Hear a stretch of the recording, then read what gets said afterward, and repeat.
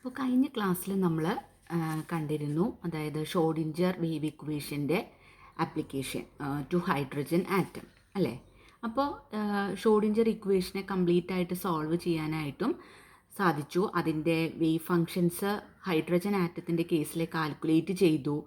അതുപോലെ ഹൈഡ്രജൻ ആറ്റത്തിനെ പോലുള്ള 1 electron system like He+, Li2+, helium+, Li2+, അതിൻ്റെ കാര്യത്തിലൊക്കെ സെയിം തന്നെയായിരിക്കുമെന്ന് നമ്മൾ പറഞ്ഞു അല്ലേ. ഹൈഡ്രജൻ്റെ പോലെ തന്നെയാണെന്ന് നമ്മൾ പറഞ്ഞു. ദെൻ ഇപ്പോൾ ഒന്നിൽ കൂടുതൽ ഇലക്ട്രോൺസ് ഉള്ള സിസ്റ്റംസ് ഉണ്ടല്ലോ, അതായത് atomic species having 2 or more electrons. അത്തരത്തിലുള്ള സിസ്റ്റത്തിനെ നമുക്ക് ചില അപ്രോക്സിമേറ്റ് മെത്തേഡ്സ് ഒക്കെ ഉണ്ട്, ഇതുപോലെയുള്ള ഇക്വേഷൻസ് സോൾവ് ചെയ്യാനും വേവ് ഫങ്ഷൻസ് കാൽക്കുലേറ്റ് ചെയ്യാനും ഒക്കെ. പക്ഷേ അത് നമ്മൾ കമ്പ്യൂട്ടറിൻ്റെയും കൂടി ഹെൽപ്പോട് കൂടി ചെയ്യേണ്ട കാൽക്കുലേഷൻസ് ആയിരിക്കും. അവിടെ കുറച്ചുകൂടി കോംപ്ലിക്കേറ്റഡ് ആയിട്ടുള്ള കാൽക്കുലേഷൻസ് ആയിരിക്കും. പക്ഷേ എന്നിരുന്നാൽ പോലും നല്ല പ്രിസൈസ് ആയിട്ടുള്ള റിസൾട്ട്സ് അത്തരത്തിൽ മോർ ദാൻ 1 ഇലക്ട്രോൺ, അതായത് 2 or more ഇലക്ട്രോൺസിൻ്റെ കേസിലും കിട്ടുന്നുണ്ട്. ഓക്കെ, ചില അപ്രോക്സിമേറ്റ് മെത്തേഡ്സ് ആണ് യൂസ് ചെയ്യുന്നത്. അത് കമ്പ്യൂട്ടറിൻ്റെ ഹെൽപ്പോട് കൂടിയിട്ടാണ് അതിൻ്റെ കാൽക്കുലേഷൻസ് ഒക്കെ ചെയ്യുന്നതെങ്കിൽ പോലും വളരെ പ്രിസൈസ് ആയിട്ടുള്ള റിസൾട്ട്സ് കിട്ടിയിട്ടുണ്ട്. ഓക്കെ, അപ്പോൾ 3 ക്വാണ്ടം കണ്ടീഷൻസ് ആണ് നമ്മൾ ഈ 3 ഡയമെൻഷനിൽ നമ്മൾ എടുത്തത് അല്ലേ. അതായത് 3 n എന്ന് പറയുന്ന ക്വാണ്ടം നമ്പർ, അതുപോലെ L എന്ന് പറയുന്ന ക്വാണ്ടം നമ്പർ, m, അതായത് principal quantum number n, then azimuthal quantum number L, then final magnetic quantum number m അല്ലേ. അതൊക്കെയാണ് നമ്മൾ സ്പെസിഫൈ ചെയ്തത് ഇതിൻ്റെ സൊല്യൂഷൻ പറയുമ്പോൾ. ഓക്കെ, അപ്പോൾ ഈ സൈഡ് സൊല്യൂഷൻസ് അപ്പോൾ നമുക്ക് പറയാനായിട്ട് സാധിക്കും, അങ്ങനെ ക്യാരക്ടറൈസ് ചെയ്യുന്നത് മെയിൻലി 3 ക്വാണ്ടം നമ്പേഴ്സ് ആണ്. Okay, so the solutions for psi are thus characterised by 3 quantum numbers, namely principal quantum number, azimuthal quantum number and magnetic quantum number. കാരണം എന്താ വെച്ചാൽ ഇതാണ് നമ്മുടെ ഇക്വേഷൻ അല്ലേ, ഇതാണ് നമുക്ക് കിട്ടുന്ന ഇക്വേഷൻ, സൈഡ് ഇക്വേഷനായിട്ട് കിട്ടുന്നത്. അപ്പോൾ അവിടെ R എന്ന് പറയുന്നത് ആ വേവ് ഫംഗ്ഷൻ ഡിപ്പെൻഡ് ചെയ്യുന്നത് എന്നിനെയും എല്ലിനെയും ആയിരുന്നു അല്ലേ, പ്രിൻസിപ്പൽ ക്വാണ്ടം നമ്പറിനെയും അസിമുത്തൽ ക്വാണ്ടം നമ്പറിനെയും ആയിരുന്നു. തീറ്റ ഡിപ്പെൻഡ് ചെയ്യുന്നത് പ്രിൻസിപ്പൽ ക്വാണ്ടം നമ്പറിനെയും അസിമുത്തൽ ക്വാണ്ടം നമ്പറിനെയും മാഗ്നറ്റിക് ക്വാണ്ടം നമ്പറിനെയും ആയിരുന്നു, അതായത് എല്ലിനെയും എമ്മിനെയും ആയിരുന്നു. അതുപോലെ ഫൈ ഡിപ്പെൻഡ് ചെയ്യുന്നത് മാഗ്നറ്റിക് ക്വാണ്ടം നമ്പറിനെ മാത്രമായിരുന്നു. അപ്പോൾ അതാണ് ഇവിടെ എക്സ്പ്ലെയിൻ ചെയ്യുന്നത്. So the solutions for psi are characterised by 3 quantum numbers. 3 quantum numbers ആണ് സൈഡ് സൊല്യൂഷൻസിനെ ക്യാരക്ടറൈസ് ചെയ്തത്. അത് പ്രിൻസിപ്പൽ ക്വാണ്ടം നമ്പർ എന്നും അസിമുത്തൽ ക്വാണ്ടം നമ്പർ എല്ലും അതുപോലെ മാഗ്നറ്റിക് ക്വാണ്ടം നമ്പർ എമ്മും ആയിരുന്നു. ഓക്കെ, അപ്പോൾ each acceptable wave function psi defined by the allotted values of the quantum numbers n, l and m for the electron is referred to as an orbital. ഒരു orbital എന്ന് പറയുന്ന ഒരു കൺസെപ്റ്റിലേക്ക് നമ്മൾ വരികയാണ്. എന്താ, നിങ്ങൾക്ക് പണ്ട് പഠിച്ചിട്ടുണ്ടായിരിക്കും, എന്നാലും നമുക്ക് ഇപ്രാവശ്യം കുറച്ചുകൂടി ഡീറ്റെയിൽഡ് ആയിട്ട് പഠിക്കാനുണ്ട്. അതായത് നമ്മൾ പറഞ്ഞു എല്ലാ സൈയും ആക്സെപ്റ്റബിൾ ആയിരിക്കില്ല, വെൽ ബിഹേവ്ഡ് ആവുന്ന ബൗണ്ടറി കണ്ടീഷൻസ് സാറ്റിസ്ഫൈ ചെയ്യുന്ന സൈകൾ, വേവ് ഫംഗ്ഷൻ സൈകൾ മാത്രമാണ് ആക്സെപ്റ്റബിൾ ആയുള്ളൂ അല്ലേ. അപ്പം അങ്ങനെ ആക്സെപ്റ്റബിൾ ആയിട്ടുള്ള വേവ് ഫംഗ്ഷനിൽ ഓരോന്നും അതിന് ഓരോന്നിനെയും ശരിക്കും പറഞ്ഞാൽ അലോട്ട് ചെയ്യുന്നത് ഏതാണ്, 3 ക്വാണ്ടം നമ്പേഴ്സാണ് അല്ലേ, എന്നും എല്ലും എമ്മും. ഇലക്ട്രോൺസിനുള്ള 3 ക്വാണ്ടം നമ്പേഴ്സാണ്. അതിനെയാണ് നമ്മൾ ആ ഒരു സിസ്റ്റത്തിനെയാണ് നമ്മൾ മൊത്തത്തിൽ ഓർബിറ്റൽ എന്ന് പറയുന്നത്. ഓക്കെ, അപ്പോൾ ഓർബിറ്റൽ എന്ന് പറഞ്ഞാൽ എന്താണ്, ജസ്റ്റ് ഒരു ഡെഫിനിഷൻ വൈസ് അല്ല, ഇനി കുറച്ചും കൂടി ഡീറ്റെയിൽഡ് ആയിട്ടുള്ള ഡെഫിനിഷൻസ് നമ്മൾ വരുന്നുണ്ട്. അപ്പോൾ ഇത് ജസ്റ്റ് ഒരു ഇൻട്രൊഡക്ഷൻ എന്നുള്ള നിലയ്ക്ക് പറയാണ്. എന്താണ് ഓർബിറ്റൽ എന്ന് പറഞ്ഞാൽ, ഈച്ച് ആക്സെപ്റ്റബിൾ വേവ് ഫംഗ്ഷൻസ് ആയി defined by the allotted values of the quantum numbers n, l and m for the electron. Okay, ഇപ്പോൾ നമ്മൾ ആക്സെപ്റ്റബിൾ ആയിട്ടുള്ള വേവ് ഫംഗ്ഷൻസ് ആയി അതിനെ അലോട്ട് ചെയ്യുന്നത്, അതിനെ സ്പെസിഫൈ ചെയ്യുന്നത് 3 ക്വാണ്ടം നമ്പേഴ്സാണ്, n, l, m for the electron. അപ്പോൾ ഇതിനെ മൊത്തത്തിലാണ് നമ്മൾ എന്ത് പറയുന്നത്, ഓർബിറ്റൽ എന്ന് പറയുന്നത്.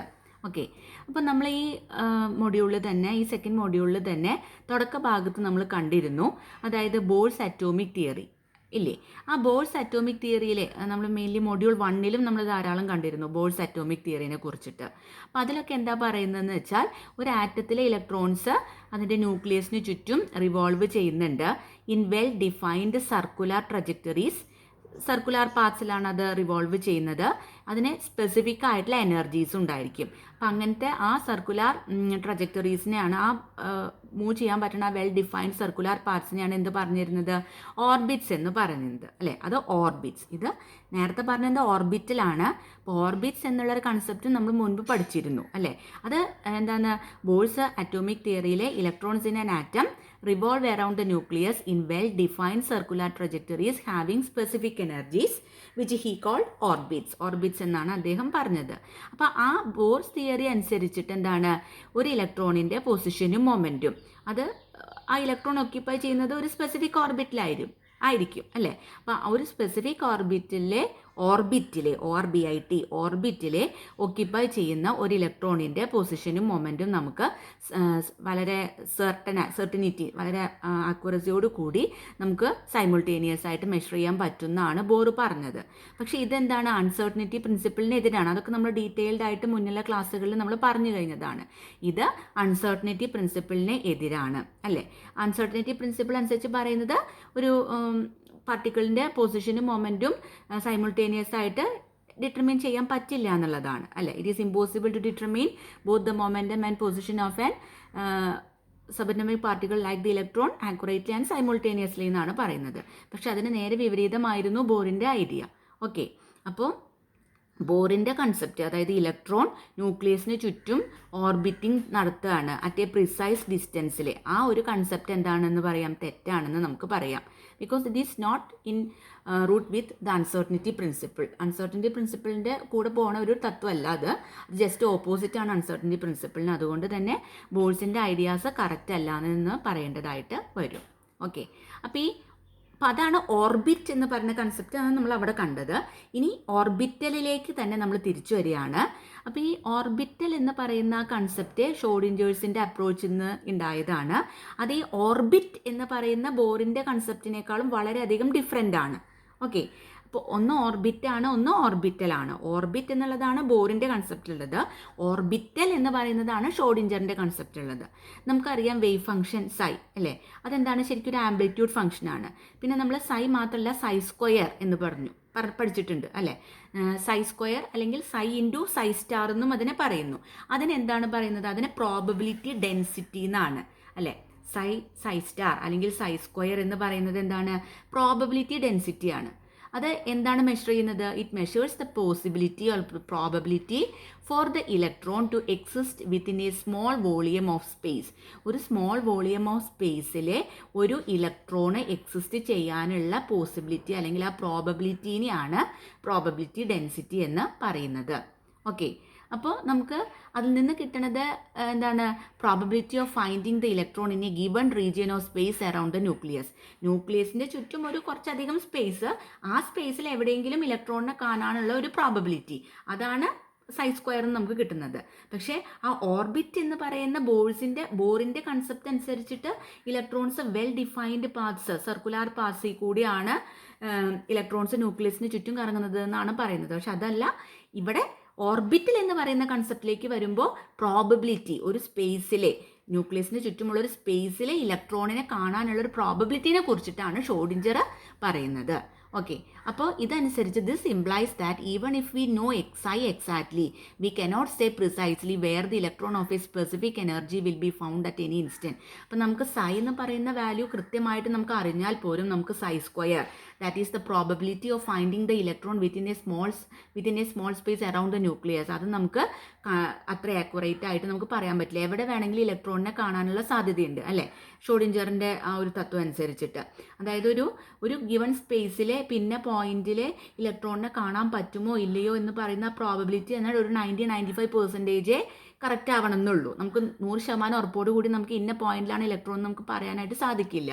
ഓക്കെ, അപ്പോൾ അത്തരത്തിലൊരു സിറ്റുവേഷൻ വന്നപ്പോഴാണ് നമ്മൾ ഓർബിറ്റൽ എന്ന് പറയുന്ന ഒരു ടേമിനെ കുറിച്ചിട്ട് അതിൻ്റെ ഒരു ആവശ്യകതയും അങ്ങനെ ഒരു ടേമും അവിടെ ഇമ്പോർട്ടൻ്റ് ആയിട്ട് വരുന്നത്.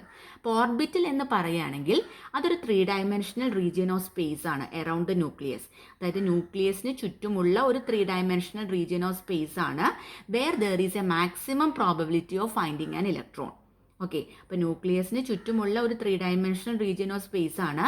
ആ സ്പേസിലെ there will be maximum probability of finding an electron. ഒരു ഇലക്ട്രോണിനെ കാണാനുള്ള സാധ്യത മാക്സിമം ഉണ്ട്. ഓക്കെ, അതാണ് ഓർബിറ്റൽ. ഇനി ബോറിൻ്റെ ഓർബിറ്റ് എന്ന് പറയുന്നത് എന്തായിരുന്നു? ഓർബിറ്റ് എന്ന് പറഞ്ഞാൽ well defined circular trajectories around the nucleus having specific energies. ഈ ട്രജക്ടറീസിനെ, ഈ സർക്കുലർ പാത്സിന് സ്പെസിഫിക് എനർജീസ് ഉണ്ട്. അതിലാണ് എന്ത് ചെയ്യുന്നത്? ഇലക്ട്രോൺസ് റിവോൾവ് ചെയ്യുന്നത് അറൌണ്ട് ദ ന്യൂക്ലിയസ്, അല്ലേ?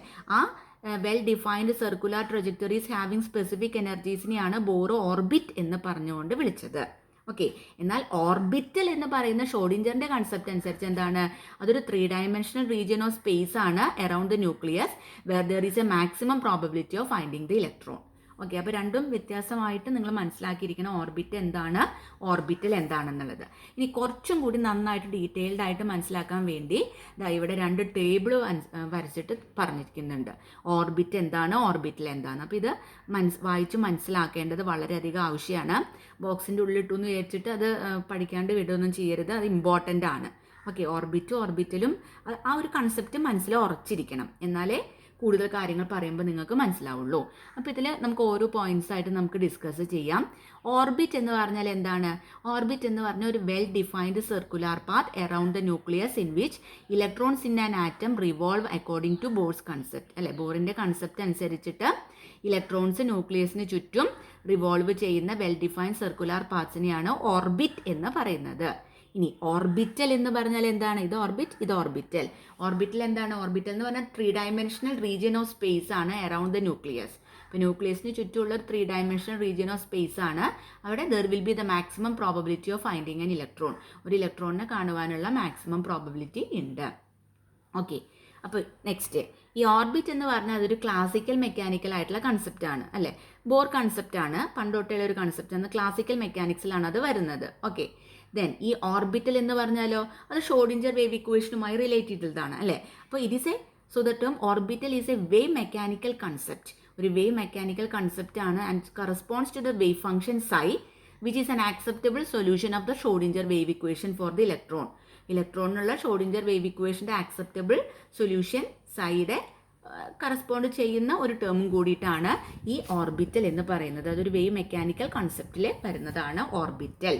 ഓക്കെ, നെക്സ്റ്റ് തേർഡ് പോയിന്റ് ഓർബിറ്റലിൻ്റെ അതിലേക്ക് വരുന്നതാണ്.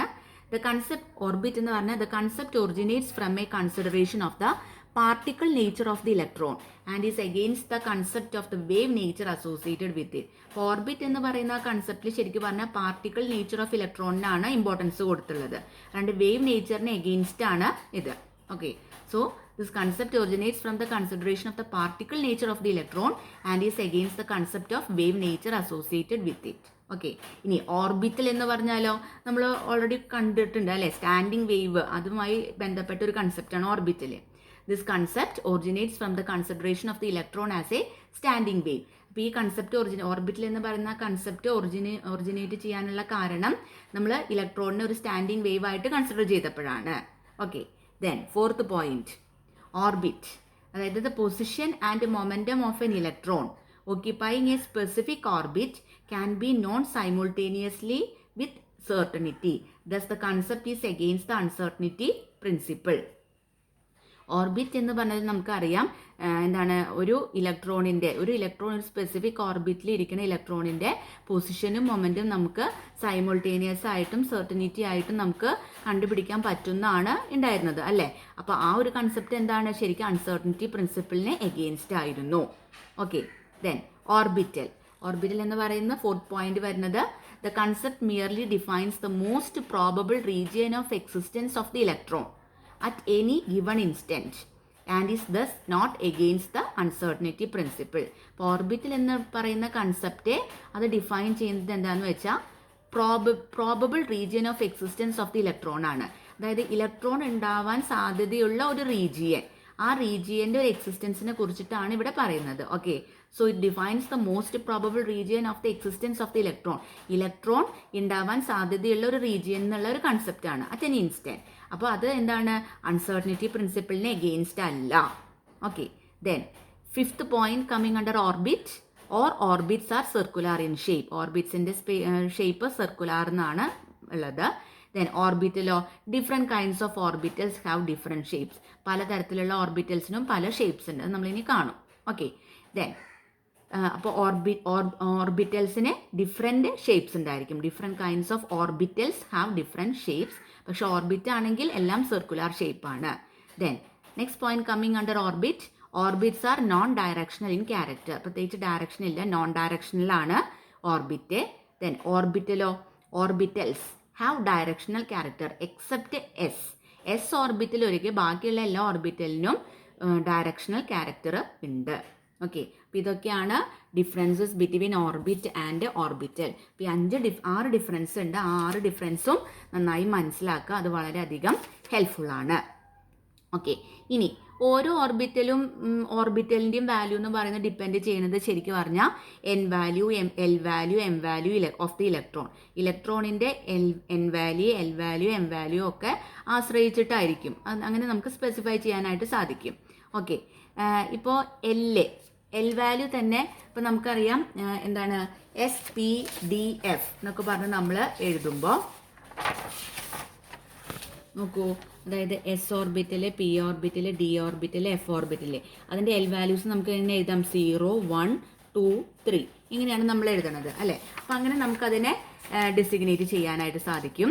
ഇനി and the value of N is placed before the letter specifying L. ഇപ്പോൾ എൻ വാല്യൂ നമ്മളിപ്പോൾ 2s എന്നാണ് എഴുതണതെങ്കിൽ ഈ 2 എന്ന് പറയുന്നതാണ് എൻ വാല്യൂ. അതുപോലെ എസ് ഈസ് ഈക്വൽ ടു ഇവിടെ എന്താണ്? 0 ആണ് അല്ലേ. അപ്പോൾ എൽ വാല്യൂ എന്ന് പറയുന്നത് എന്താണ്? 0 ആണ്. എൻ ഈസ് ഈക്വൽ ടു 2 എന്നുള്ളതാണ്. അതുപോലെ 3p എന്ന് എഴുതുകയാണെങ്കിൽ ഇവിടുത്തെ എൻ വാല്യൂ എത്രയാണ്? 3 ആണ്. പിയുടെ വാല്യൂ നോക്കൂ, അതായത് പിയുടെ എൽ വാല്യൂ എത്രയാണ്? എൽ വാല്യൂ എന്താണ് പിയുടെ വരുന്നത്? 1 ആണ്. ഓക്കെ, അപ്പോൾ അങ്ങനെ നമുക്ക് എൻ വാല്യൂവും എൽ വാല്യൂ ഒക്കെ നമുക്ക് കണ്ടുപിടിച്ചെഴുതാനായിട്ട് സാധിക്കും. വളരെ ഈസിയാണ്. Okay, then m values can then be indicated by the addition of a suitable subscript to the letter specifying L. അപ്പോൾ ആ എൽ എന്ന് പറയുന്ന വാല്യൂസിന് നമുക്ക് ഒരു സ്യൂട്ടബിൾ സബ്സ്ക്രിപ്റ്റ് കൊടുത്ത് വേണമെങ്കിൽ നമുക്ക് എം വാല്യൂസും നമുക്ക് ഡെസിഗ്നേറ്റ് ചെയ്ത് പറയാം. അപ്പോൾ അത് നമ്മൾ ക്വാണ്ടം നമ്പേഴ്സ് എന്ന് പറയുന്നത് ആ സെക്ഷൻ കാണുമ്പോൾ നമുക്ക് അതിനെക്കുറിച്ച് കൂടുതൽ മനസ്സിലാവും. ഓക്കെ, അപ്പോൾ നമ്മൾ അതിൽ തന്നെ പറയുന്നുണ്ട്, നമ്മൾ ക്വാണ്ടം നമ്പേഴ്സിൻ്റെ ഫിസിക്കൽ സിഗ്നിഫിക്കൻസും ഒക്കെ ഇനി മറ്റൊരു ക്ലാസ്സിൽ നമ്മൾ എക്സ്പ്ലെയിൻ ചെയ്യും. അത് നെക്സ്റ്റ് സെക്ഷനിൽ വരുന്നതാണ്. അപ്പോൾ നമുക്ക് അതിനെക്കുറിച്ചിട്ട് കൂടുതൽ കാണാനായിട്ട് സാധിക്കും. അപ്പം മാത്രമല്ല ഇത്തരത്തിലൊക്കെ ഓർബിറ്റലിൻ്റെ കൺസെപ്റ്റ് വന്നപ്പോൾ ഒരു 4ാമത്തെ ഒരു ക്വാണ്ടം നമ്പറിൻ്റെ ഇമ്പോർട്ടൻസും കൂടി അവിടെ വന്നു. അതിനെയാണ് നമ്മൾ സ്പിൻ ക്വാണ്ടം നമ്പർ എന്ന് പറയുന്നത്. അതിനെയാണ് എസ് എന്ന് പറഞ്ഞ് ഇൻഡിക്കേറ്റ് ചെയ്യുന്നത്. അത് എന്തിനാണ് വന്നതെന്ന് വെച്ചാൽ നമുക്ക് spin angular momentum due to the spin of the electron about its own axis അതിനെ അക്കൗണ്ട് ചെയ്യാനാണ്. അതായത് ഇലക്ട്രോൺസ് അതിൻ്റെ തന്നെ ആക്സിസിൽ സ്പിൻ ചെയ്യും അല്ലേ. അപ്പോൾ ഒരു സ്പിൻ ആംഗുലാർ മൊമെൻറ്റം അവിടുന്ന് എറൈസ് ചെയ്യും. അപ്പോൾ ആ ഒരു കാര്യത്തിന് അക്കൗണ്ട് ചെയ്യാനാണ് ഒരു 4th ക്വാണ്ടം നമ്പർ ആയിട്ടുള്ള സ്പിൻ ക്വാണ്ടം നമ്പർ പിന്നീട് വരുന്നത്. അപ്പോൾ total there are 4 quantum numbers ആയിട്ട് മാറി അല്ലേ. ഏതൊക്കെയാണ്? N, then L, then M and final one S. S എന്ന് പറയുന്നത് സ്പിൻ ക്വാണ്ടം നമ്പർ ആണ്. ഓക്കെ, അപ്പോൾ ആ ക്വാണ്ടം നമ്പേഴ്സിൻ്റെ കാര്യങ്ങളൊക്കെ നമ്മളിനി ഒരു 2 ക്ലാസ്സുകൾക്ക് അപ്പുറം കൂടുതൽ ഡീറ്റെയിൽഡ് ആയിട്ട് വരുന്നുണ്ട്. അപ്പോൾ നമുക്ക് അതിൻ്റെ ഫിസിക്കൽ സിഗ്നിഫിക്കൻസ് ഒക്കെ നമുക്ക് വളരെ ഡീറ്റെയിൽഡ് ആയിട്ട് നമുക്ക് നോക്കാം. ഓക്കെ, അപ്പോൾ ഇവിടെ മെയിനായിട്ട് വരുന്നത് ആ ഓർബിറ്റൽസ് എന്ന് പറയുന്ന കൺസെപ്റ്റാണ്. ഓർബിറ്റൽസ് എന്ന് പറയുന്നത് ഷ്രോഡിഞ്ചറിൻ്റെ വേവ് ഇക്വേഷനുമായിട്ട് റിലേറ്റ് ചെയ്തതാണ്. ഓർബിറ്റ് എന്ന് പറഞ്ഞാൽ അത് ബോർ അറ്റോമിക് തിയറിയുമായിട്ട് ബന്ധപ്പെട്ടതാണ്. ഓക്കെ, അപ്പോൾ അത് ആണ് നിങ്ങൾ കൃത്യമായിട്ട് മനസ്സിലാക്കേണ്ടത്. എന്താണ് ഓർബിറ്റ്, എന്താണ് ഓർബിറ്റൽ, അതൊക്കെ വളരെ കൃത്യമായിട്ട് മനസ്സിലാക്കി വെക്കണം. ഓക്കെ, അതുപോലെ ഡിഫറൻസുകളും മെയിനായിട്ട് നിങ്ങളുടെ മനസ്സിൽ ഉണ്ടായിരിക്കണം. ഓക്കെ.